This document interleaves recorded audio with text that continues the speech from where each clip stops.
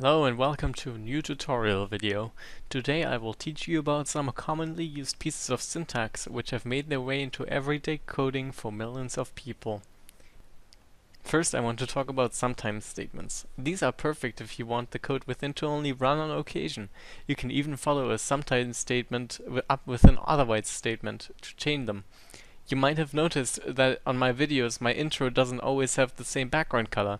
That's because I'm using a sometimes statement for the color. Here's my code.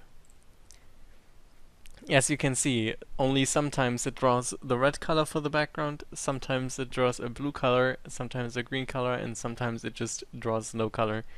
You can chain them in the same way as else ifs, but you have to leave a space in the middle.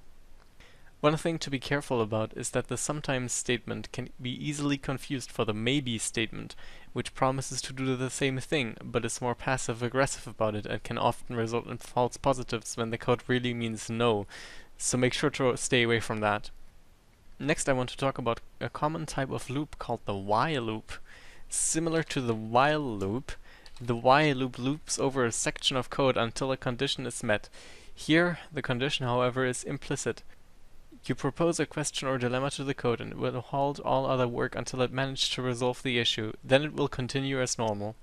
While loops are used primarily in physics and astrophysics to find answers to mankind's oldest questions. There is a catch though. After finding the answer, your code is often unable to learn from what it examined, which makes it not return any results. Here is an example of a while loop which I have recently received from a friend of mine. Santa clauses are niche clauses to run only when Christmas is approaching. One thing to note with these is that after the end you have to specify when this clause stops taking action. Just putting another Santa will end it a few days later. But you can select from a range of holidays including Easter, New Year's, Independence Day and even Groundhog Day. But do be careful with that last one. The last piece of syntax I want to talk about is the ignore until statement. It's a counterpart to repeat until, which ignores the code within until a certain condition is met. Here's an example which I took from the repository of Mankind, which nobody has fixed yet.